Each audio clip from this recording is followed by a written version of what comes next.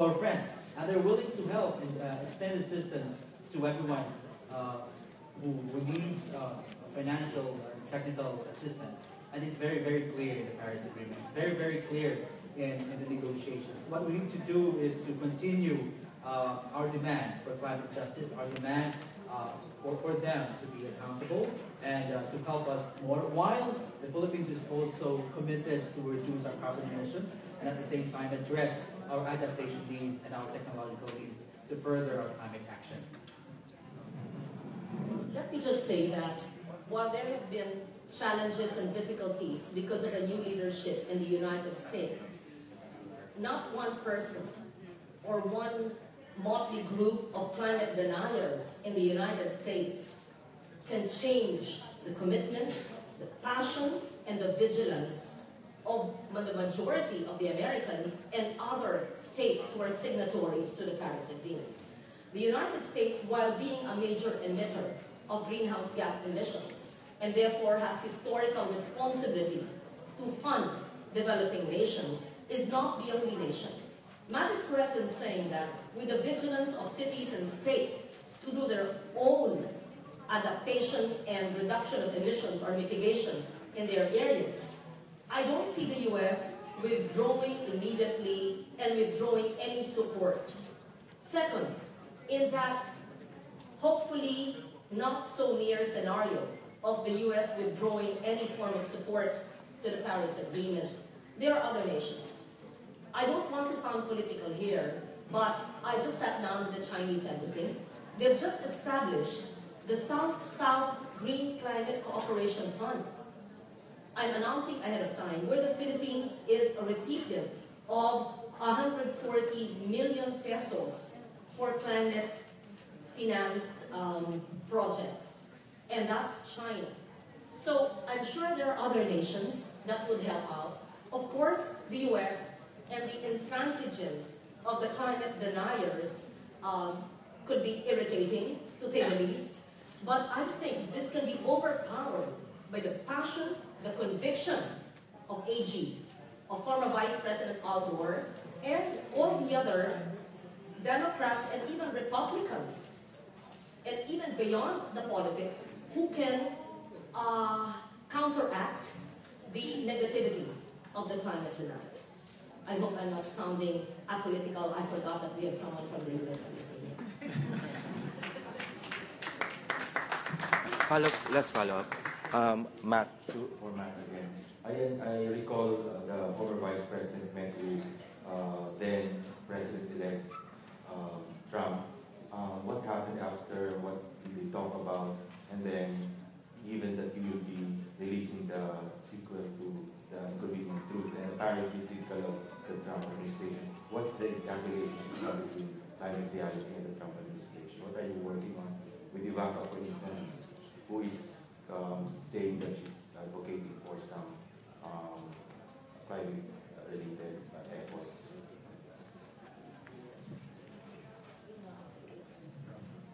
So you'll remember the first documentary came out during the Bush administration. So there's been ups and downs. The message of this documentary that's coming out this year, Al Gore was pretty instrumental in the civil rights movement. He grew up in that movement. There have always been setbacks and there have always been peaks and valleys, right? The importance isn't who's occupying the White House. It's where is the movement, Where is the support for fighting climate change? And that's where our focus has been. So we haven't really shifted the strategy of what are we going to do now that Trump is president. No, I mean, we already have 11,000 active climate reality leaders. We have 11 offices around the world. We have Al Gore spearheading this movement. We don't feel like we need to now we need to change our game because there's a new president. There's still plenty to be excited about in the US and around the world. So yeah, I hope that answers your question. What did they talk about? Did they have a deal or some... So what did they talk about? It's actually in the film, so I don't want to give it away. Okay. Allow me to also add that right after the Senate concurred in the ratification of the Paris Agreement more than a month ago, the former vice president made an appointment call and called me at home. And I couldn't even talk because he was actually shouting, and so shouting in a positive way, oh, I'm so happy, I'm so happy. I couldn't say much of it. He kept on repeating it for 5 minutes. He was just ecstatic. I never thought the Philippines would join and would ratify it. And so when I could finally say how difficult it was and the whole process, he said, it is really up to the Philippines and other like-minded countries to lead the way and to help us to enlighten the world on the issues of climate, because we bear the brunt of extreme weather events. We're probably the poster boy of climate change because of Haiyan or Yolanda. And so the US is just one country. President Trump is just one president.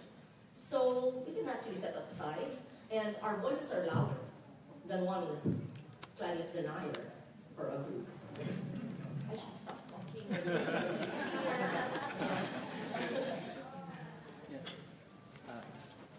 Now that the Philippines has ratified the Paris Agreement, and I think we need also to look into the energy policy of the Philippines. And like in our study, it's really alarming, the Department of Energy policy, and by 2030, we are alarmed by this 8,000 megawatts of power from coal. Where are you from? Philippine Movement for Climate Justice. Very good. Yeah, and it's really alarming, not only about it will exacerbate climate I will crisis. use for you. Yeah, and we need also to look at the health impacts of the environment. You're very correct. First, we look at the environment impact. Second, we look at the health impact. But the good news is, we should look at the economic impact. And in terms of the economic impact, you know this already, but I will say it again. Renewables is already lower than fossil fuel. So, for the climate deniers who don't want to believe on the externalities, as Yeb Sanyu would always say, let's look at the business aspect. These people are businessmen. Why would you invest in coal or diesel or bunker fuel when it is dirty, but they don't care about dirt, right? Because they're climate deniers. They don't care about health, right? They want business. But it's already more expensive. And renewables, more particularly solar, even with batteries, is either at grid parity or even lower cost than fossil fuel. So if you were a businessman, why would you invest and have a stranded asset for an expensive, imported, dirty fuel than something which is indigenous and which is located or embedded within your system, right? So it's just a matter of creating greater awareness and for everyone to realize that it is no longer the 5 years ago scenario when the energy situation was different. Because of the fast declining cost of technology, more particularly solar panels, even wind turbines, and the reasonable cost now of batteries, which are already available. So that's good news for us. And then you put in the externalities of the health cost, the environment cost, the effects on water, the effects on clean air. And we should look at the standards in the Clean Water Act, in the Clean Air Act, in the Solid Waste Management Law. If all these plants utilizing fossil fuel do not meet the stringent standards in laws, so how can they be given EIAs and ECCs? So the good news is, even just looking at it from a business point of view, renewables, because of the declining cost, is already reasonably priced and can compete with fossil fuel. Thank you. And the Climate Change Commission should listen to that so that when they conduct the energy policy review along with the other agencies of government, they could be enlightened. Because sometimes the view is that the fossil fuel industry is trying to push this mahal pa ang renewable, which is not true. That's for the dinosaurs to know.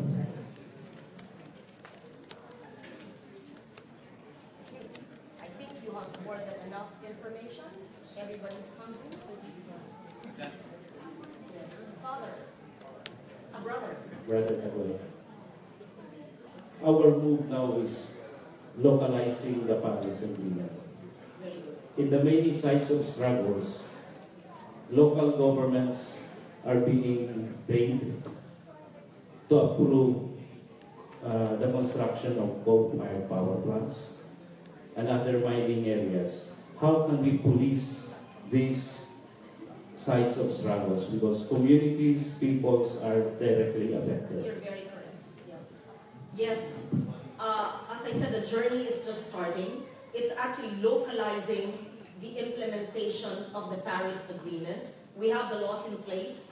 As Chairman of Finance, I've funded all government agencies with regards to the environment and climate, but it's really abiding by this agreement, not just in national policy, but in the local action plan.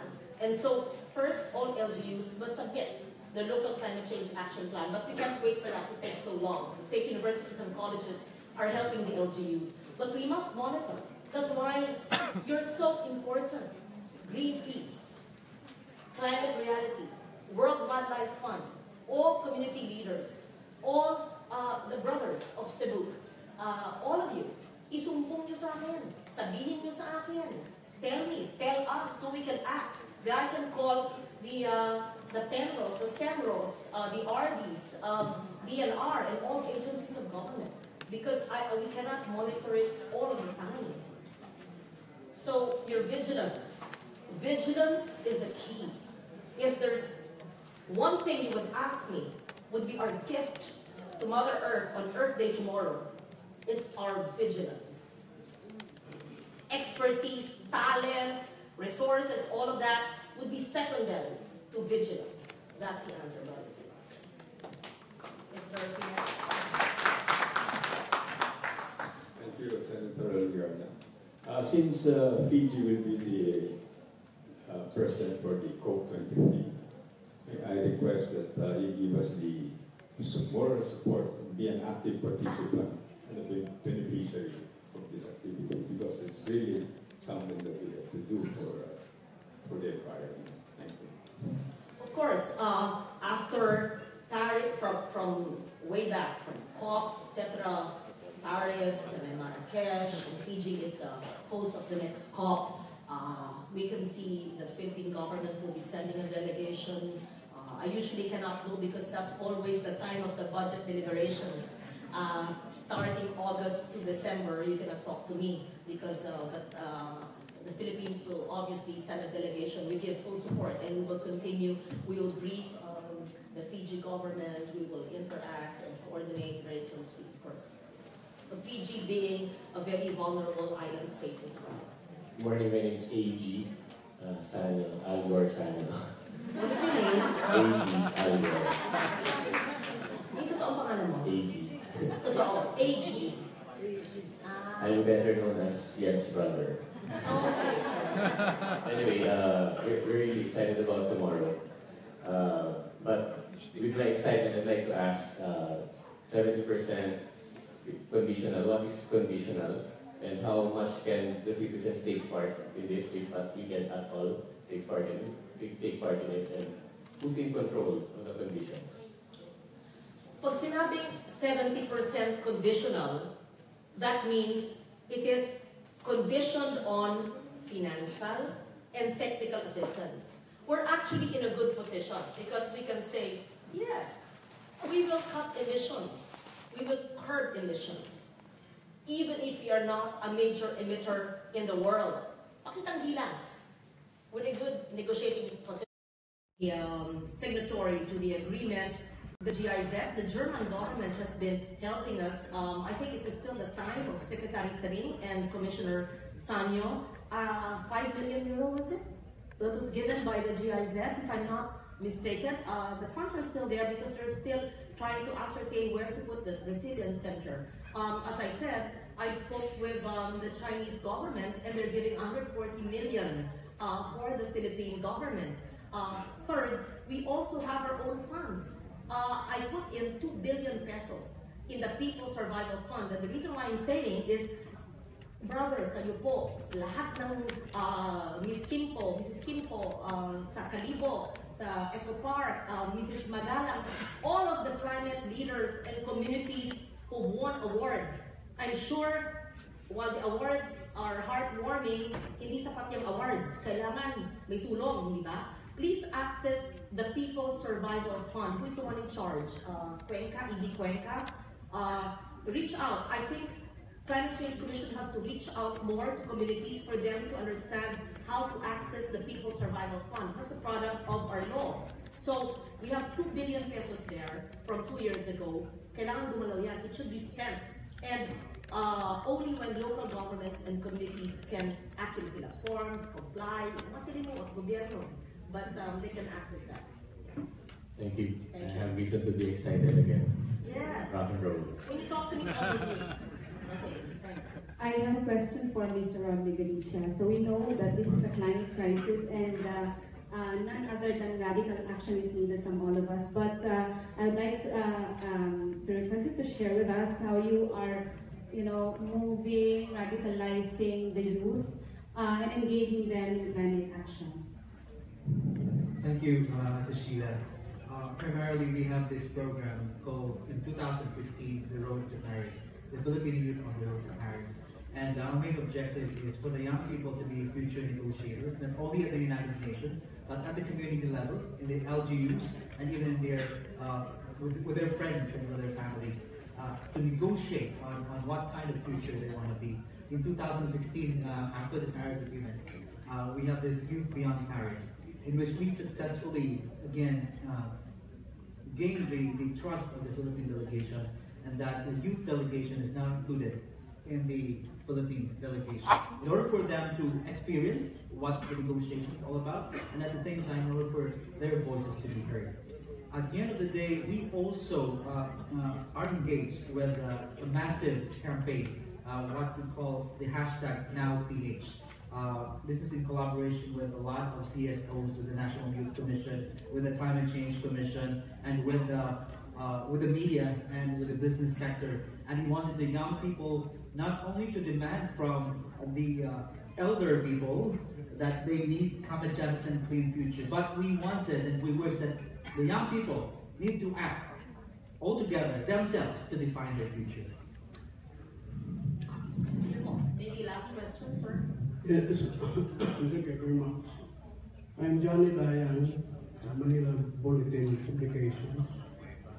I'm a member of the Eco Park Bakaban of Calibo, initiated by the late Congressman Ali Quilpo.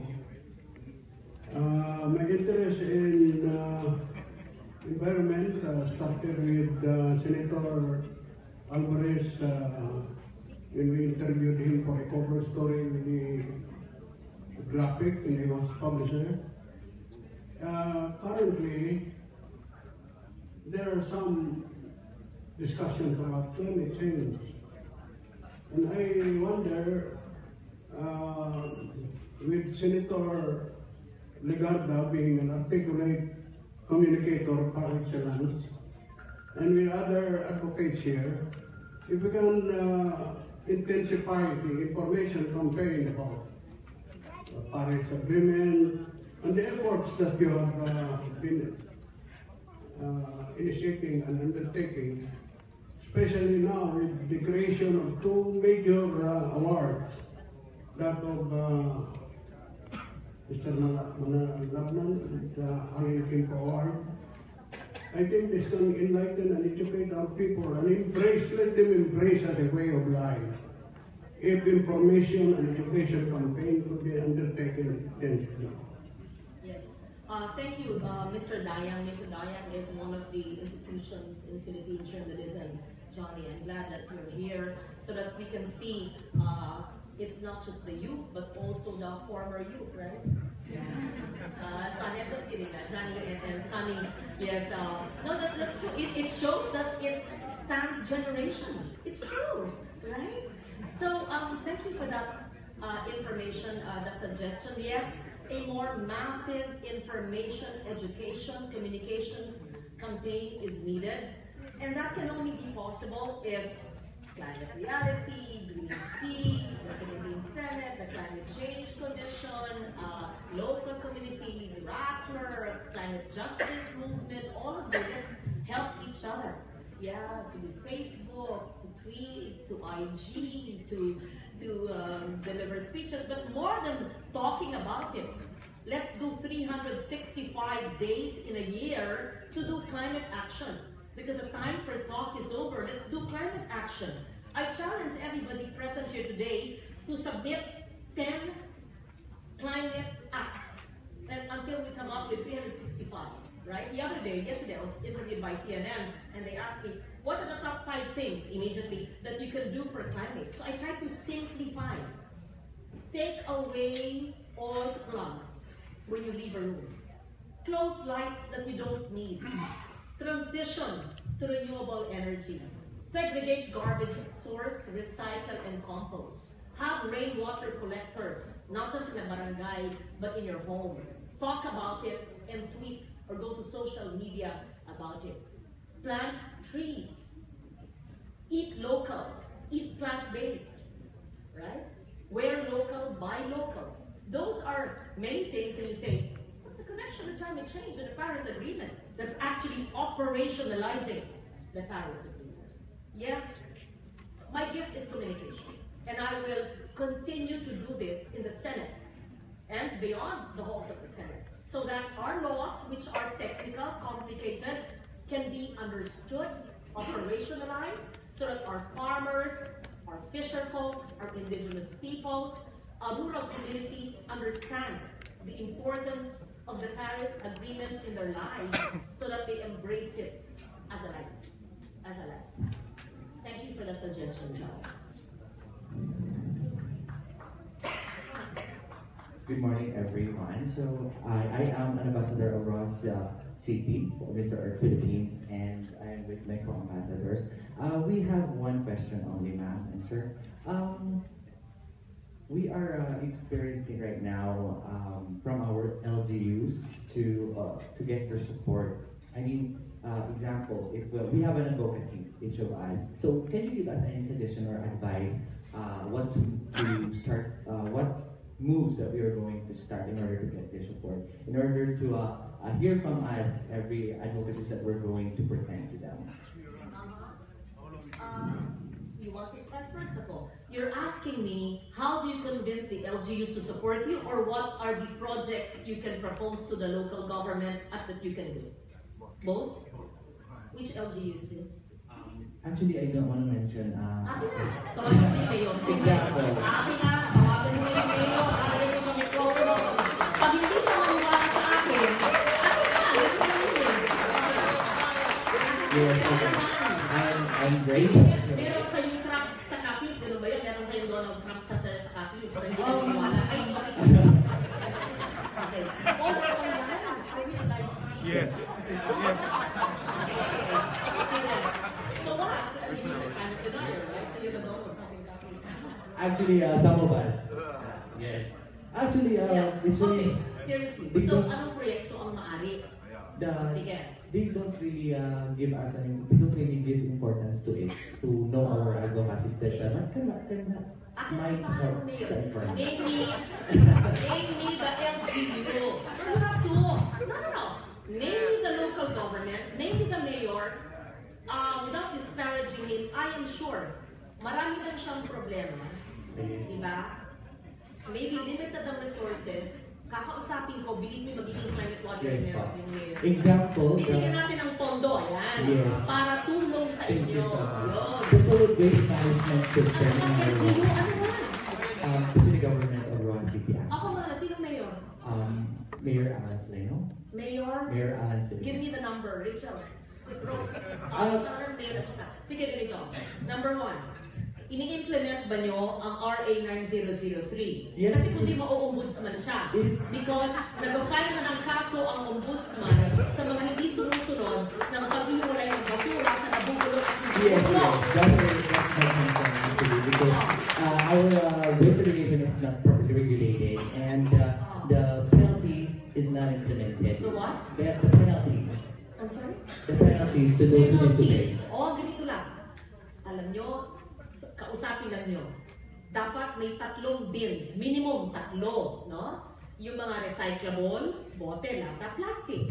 Yung mga nabubulok, food waste, tapos yung hindi nabubulok, pero hindi na kaya i-resikulo, lata, residual, yun na pupunta sa environmental engineering sanitary landfill. So yun, pwede nyong kausapin yung mayor at lahat ng kapitan.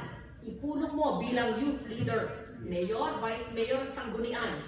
Ilang barangay ang Rock City? 74. 74. Medyo mahirap i-gather, pero puntahan nyo, i-divide nyo. Marami naman kayo dyan. Ilan kayo? 20 kayo? Are you all from Rock City? Or you No. From different